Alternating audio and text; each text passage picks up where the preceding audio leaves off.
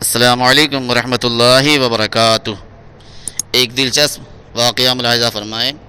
ایک شخص ایک عورت پر عاشق ہو گیا اور اس عورت سے اپنی خواہش ظاہر کی۔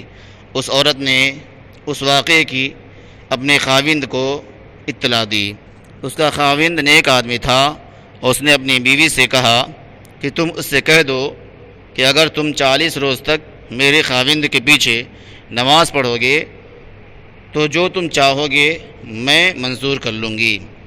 چنانچہ اس نے اپنے خاوند کی بتائی ہوئی بات اس شخص سے کہہ دی۔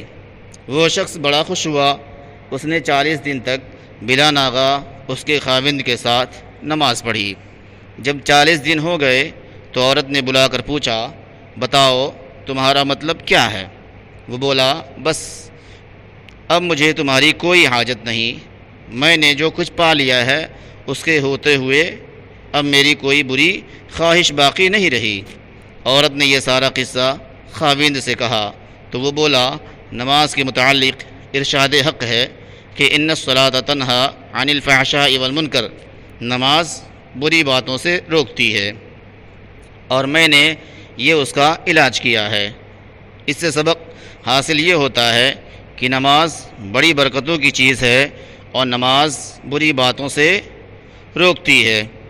اور اگر کوئی کہے کہ ہم نے ایسا بھی دیکھا ہے کہ بعض لوگ نماز پڑھنے کے باوجود بری باتوں سے کنارہ کش نہیں ہیں، تو اس کا جواب سمجھنے کے لیے ایک لطیفہ سنیے۔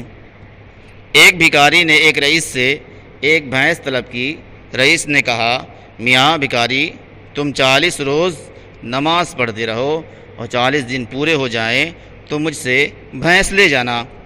چنانچہ اس بھکاری نے 40 روز نماز پڑھنا جاری رکھی اور 41ویں روز اس رئیس کے پاس آ کر بھینس مانگنے لگا۔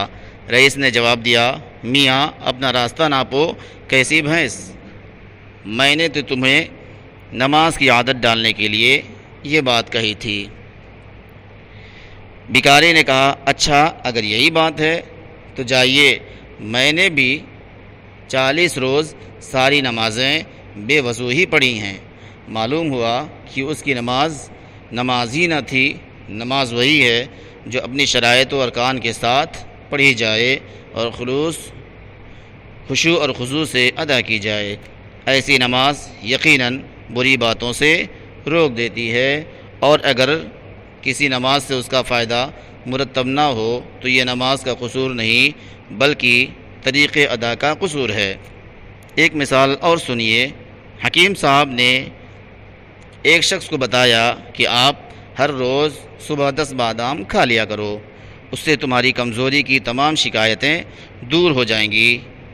اب آپ نے ہر روز 10 بادام بغیر توڑنے کے ثابت ہی نگلنے شروع کر دیے تو بجائے تقویت کے آنتیں چھلنے لگیں، لہو کے دست آنے لگے۔